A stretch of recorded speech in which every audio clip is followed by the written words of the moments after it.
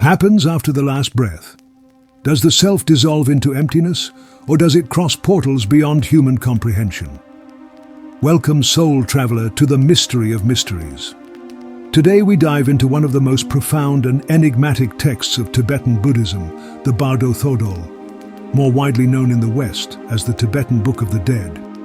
Imagine a guide that accompanies you through the deepest and most mysterious moments of existence. This is the role of the Bardo Thodol. And no, this is not just a simple manual on the end of life. It is a map, a spiritual guide for what happens right after death. Get ready, for together we will cross this portal, unravel its messages, and perhaps come to understand a bit more about what it means to exist. The Bardo Thodol was created by Padmasambhava, a legendary and almost mythical figure in Tibetan Buddhism. Born in India, he is widely recognized as the one responsible for bringing Buddhism to Tibet in the 8th century. Tibetan tradition reveres him as the Guru Rinpoche, which means precious master. But Padmasambhava was not just a monk. He was a deeply profound spiritual master, a yogi who mastered mystical techniques and esoteric teachings. The Bardo Thodol was born out of this master's desire to guide not only the living, but also the dead, offering them a path to liberation, even after the last breath. From a young age, Padmasambhava displayed extraordinary mystical abilities, being recognized as a Mahasiddha, a figure who has attained an extreme level of spiritual realization, developing spiritual powers, or siddhis, considered miraculous. He was invited to Tibet by King Trisong Detsen, who sought to expand Buddhism and strengthen the country spiritually, unifying the people under a single belief system. At that time, Tibet was a place of intense shamanic practices and animist beliefs, strongly rooted in the Bon religion, the indigenous Tibetan spiritual practice. This diverse and even chaotic spiritual atmosphere presented challenges to the spread of Buddhism. Upon arriving in Tibet, Padmasambhava faced resistance from various cultural and spiritual forces. The local deities and spirits of Bon traditions resisted Buddhism, and Padmasambhava used his knowledge of magic and tantric ritualism to tame these spirits. This integration of Bon deities and practices into Tibetan Buddhism was crucial to establishing a lasting spiritual foundation. Thus, Padmasambhava founded Tibet's first Buddhist monastery, the Samye Monastery, and began to transmit profound teachings about the mind, reality, and the cycle of existence known as samsara. In Tibetan Buddhism, there is an understanding that death is not the end, but a transitional state, a moment of opening to the possibility of spiritual liberation. Padmasambhava understood that, at the moment of death, the mind enters a special state where, free from the distractions of the physical body, it becomes more receptive to the ultimate truth. He realized that this was a unique opportunity for liberation, but he also knew that most people, when they die, are lost in illusions and fears that keep them from this possibility. His mission was to create a guide that could be recited by those accompanying the dying, or even studied in life, so that the mind would be prepared for the bardos, the transitional states after death. In essence, he wanted to ease suffering and open doors to enlightenment, even when everything seems uncertain and dissolving. This compassion is the foundation of the Bardo Thodol. He also knew that many might not achieve enlightenment in life, but he saw in death a last opportunity. And so he offered instructions for practitioners and disciples to recognize the clear light, the pure manifestation of the mind, at the moment of their passing.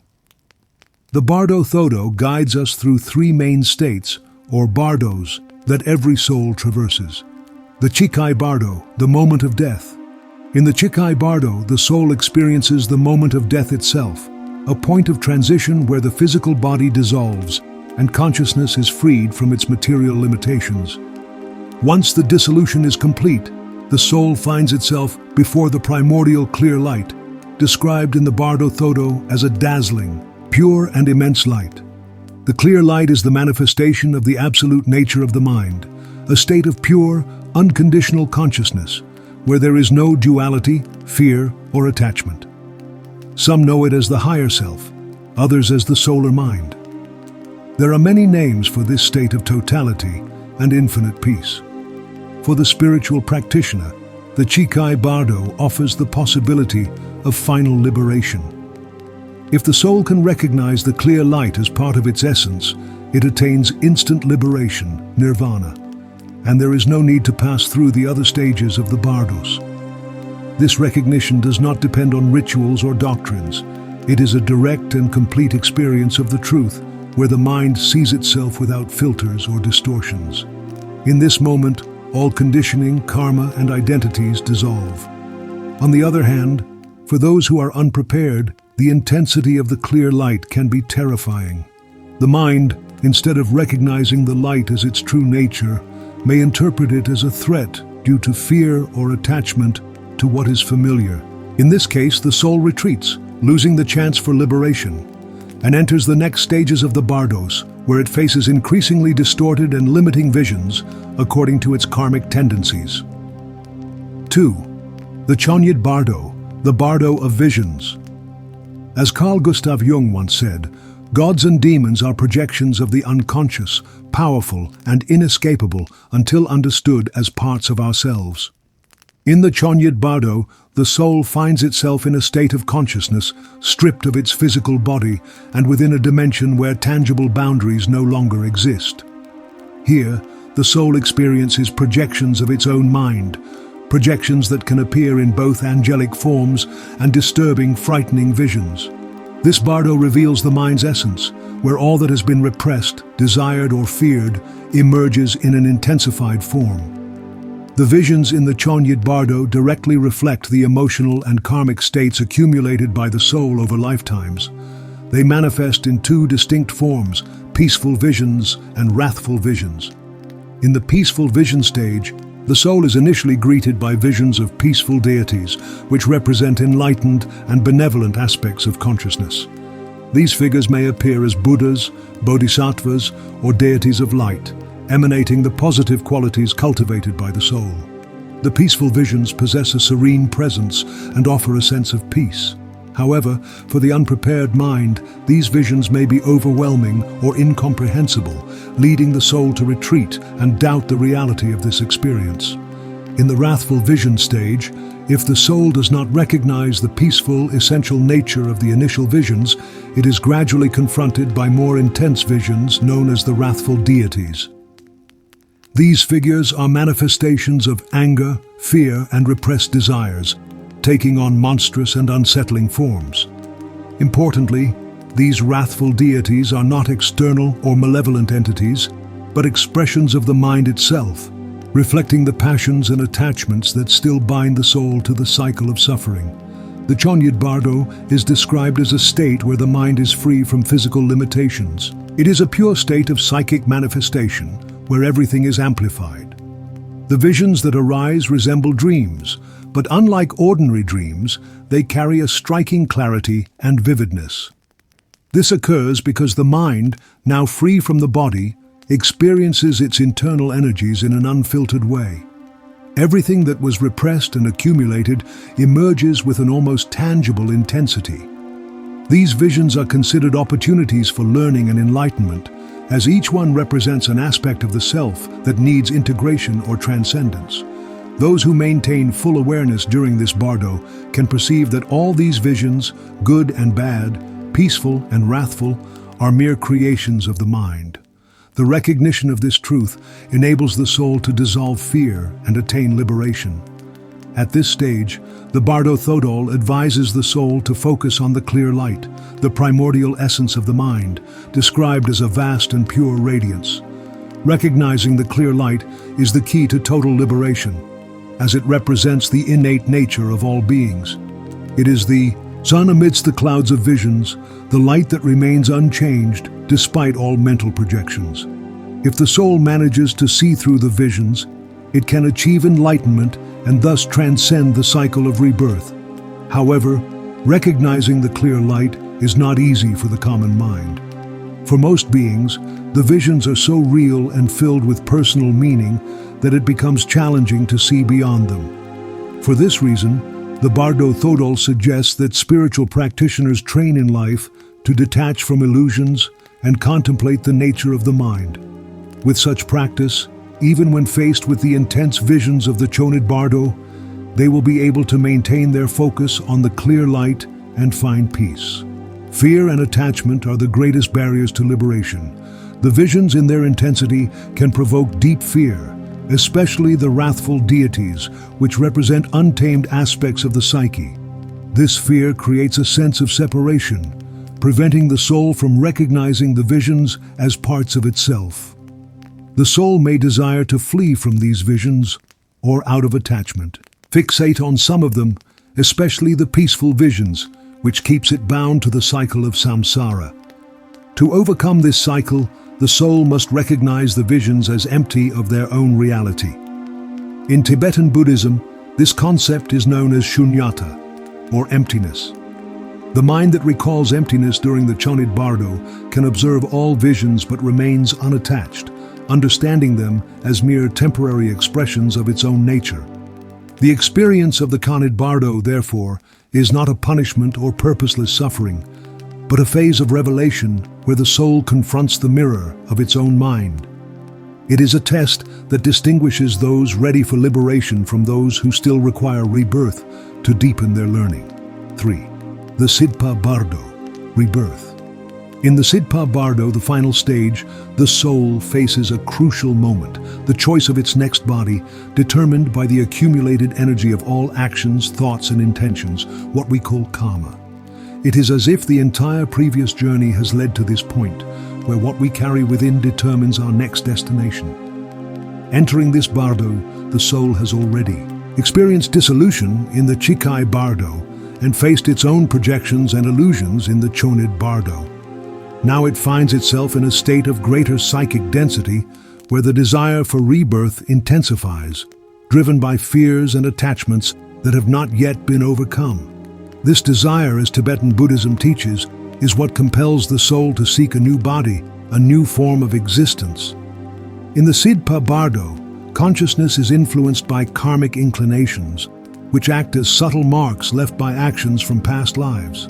These marks function as magnetic forces, drawing the soul towards circumstances and experiences that mirror its inner state.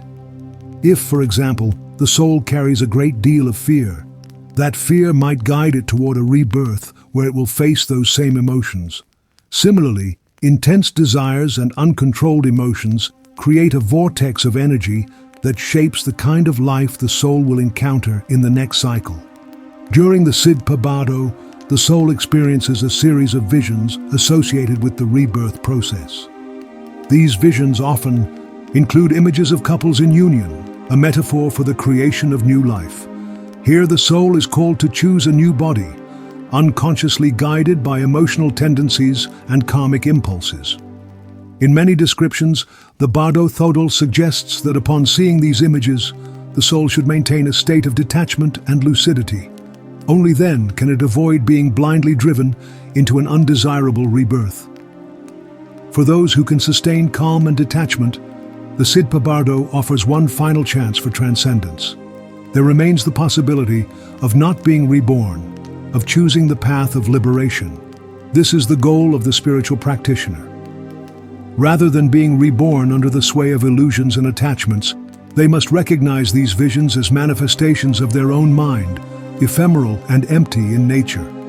Throughout the experiences of the Sidpa Bardo, consciousness feels a strong attraction to a new body, a process that, according to the Bardo Thodol, can be compared to a psychic storm.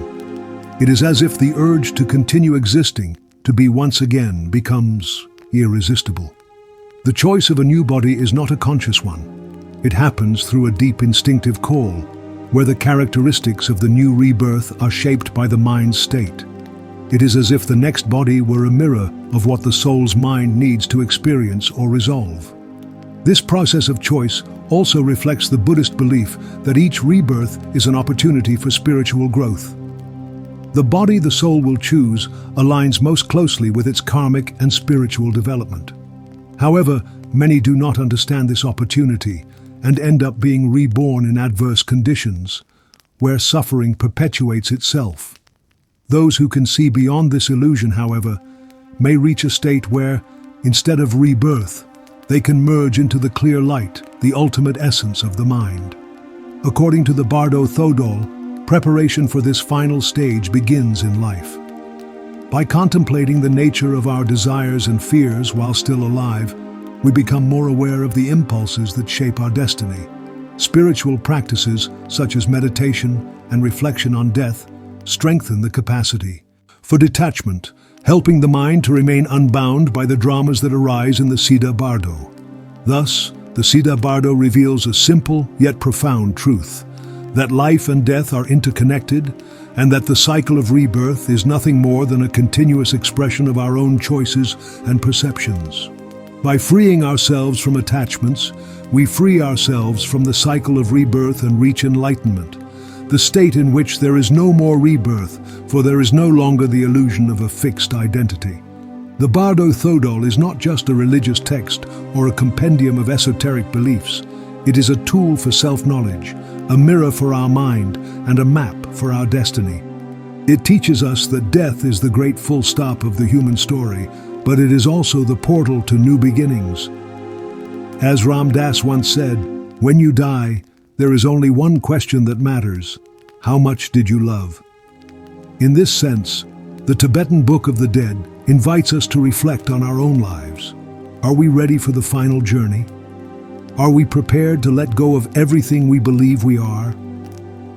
Perhaps by contemplating these teachings, we can not only prepare for death, but also learn to truly live. If this journey into the unknown resonated with you, share this video and subscribe to the channel. Let us know in the comments what intrigues you most about life after death, for the path of self-knowledge is long, and together we can explore the greatest mysteries of existence. Thank you for watching.